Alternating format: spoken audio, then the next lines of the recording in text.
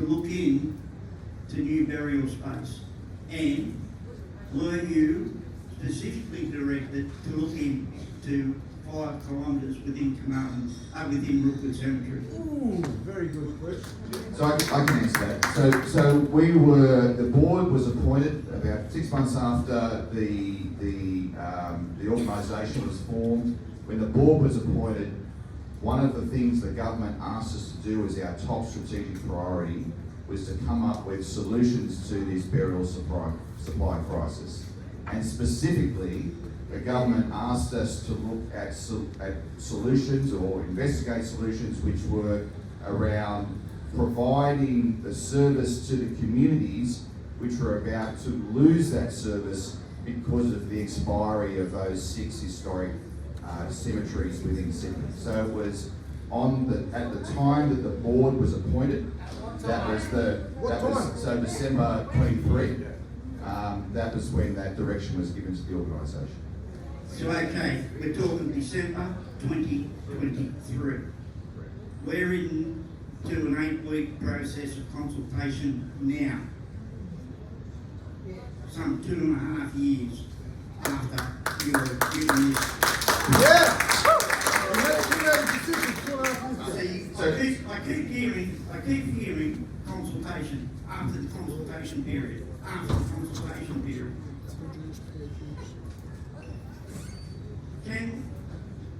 Back in 24, you and the minister addressed the leaders of several faith dominations in relation to this. In your booklets that you hand out, I read the word interment. To me, interment is burial in tombs. So you're targeting a specific culture. Is that correct? No, we're targeting the burial needs of Sydney, but also the ash interment needs of Sydney. So while burial obviously takes up more space, so that's the driver of the acute problem. But we are providing solutions for the burial communities or the people that choose to be buried or are required to be buried because of their faith. So it's a solution to the community members that either need or wish to be buried that will shortly lose 6 of those 8 historic cemeteries which we need to find replacements for. Then bury them in your backyard. Just a play on words. I read the brochure at Regent's Park, and the word interment was there. Tonight, Denise, you put up there the word interment ash has now appeared. So there's been a change. So interment is a technical thing, can be burial or could be putting the ash in the ground and having a memorialisation around that, a plaque or a headstone or other types of memorialisation. So have you done any study on the repurposing of burials of, say, different Arab countries? Yeah, I think one of the interesting things is that you look around the world, and indeed you look across other states in Australia, and there's a much broader range of different types of practices, interment practices, renewable tenure, lots of different options, whereas in New South Wales, we pretty much provided only 1 or 2 options. And one of the things that the government has opened up, there was one of the things we haven't spoken about is that in March last year, the New South Wales government put out a policy paper here, and one of the things they want to do is to open up more options for people who, have got a very varied community in Sydney who want to use different options. So that can be renewable tenure, it could be, a family buying a grave and having multiple members of that family being interred in that grave over time.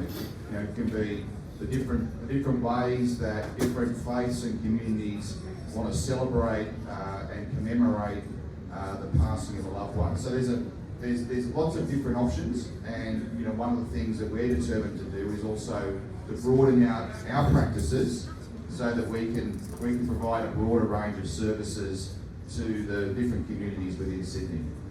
Thanks, Ken. Suzanne? Hi, I have a question and it's a yes or no, right? It's regarding criteria. So you said from a criteria perspective you had a list. Was existing cemeteries part of that list? So we have an existing cemetery. Would that have been a tick yes or a tick no? And also, farmland was, do we know what this land was previously? It was farmland, right? Pig farmland. I'm Hindu. I don't eat beef, right? I don't think I would like to be buried. I don't believe in burial. Do other faiths and religions want to be buried with pig farmland, beef, cows, all of this? Do we know? Have you guys done that study? That's a yes or no question. And also, are you the only burial providers? Are you the only burial providers for this? Or is there others? Burial providers, there are 2 Crown land operators and there are other private organisations and also councils throughout New South Wales. So you don't go, okay, now in terms of my other questions, please, cemeteries, there's already an existing one. Was that a Yes, tick yes or a so no? we're always looking at optimising our existing sites. So I think I know. Sorry, I think I know what you're asking. So the problem that when you go over to say Rookwood, you look at all these old grave sites and you think, can't we just reuse them? And the answer, unfortunately, is no, because when those people were buried, what the law was and what they bought was a right, a perpetual interment right, i.e. a right to be there forever. No, but that's not what I'm talking about. The community already has a cemetery. Was that a tick yes or a tick no? Oh, right. Yeah. So that wasn't a relevant consideration. Is that So the consideration around location was that consideration around here is a high demand area which is losing access to an existing cemetery. Dump it. Please, let's move on to the next question.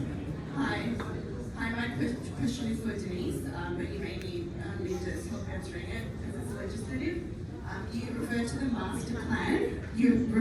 master plan, but how can it be considered credible or consistent with government policy when it directly conflicts with New South Wales Government's open space and recreation strategy, the Greater Sydney Region Plan, you would know the metropolitan of 3 cities, and the Cumberland Council Local Strategic Plan Statement, all of which stress the need to protect and expand open green space in high density communities like Lidcombe.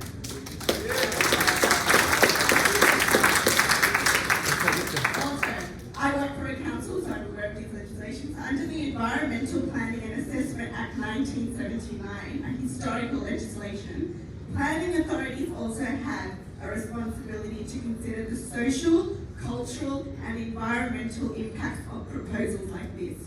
So how can a master plan that removes one of the largest recreation spaces in this area that we've had, directly opposite the new MS Centre, disabled people, the biggest Korean Omuri church, and in a community already facing industrialisation, traffic congestion and heat stress, possibly meet this legislative obligation? If the master plan is generally about Sydney's long-term burial needs, why hasn't it been directed towards less urban sites in growth areas such as Bringelly, Camden, Menangle?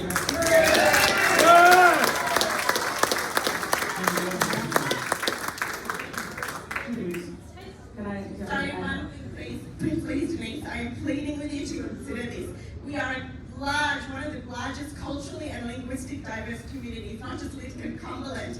I'm Tamil. We have the largest Tamil community. We cannot have burial sites placed next to where our families live, where our children play, and where our disabled and elderly residents rely on open space for their well-being. Please. Thank you.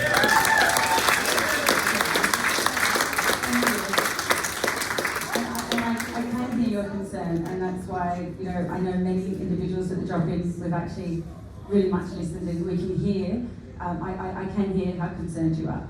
When I mentioned the master plan, what I was referring to was if any decision was made and we had to go through a state significant development, we would have to, as part of that, doing a master plan, it would have to go through community co-design, but we would have to reference all those other plans that you've stated, so they would have to be part of that consideration in the co-design. So that was where I was referring to as a master plan, but I do hear what you're saying.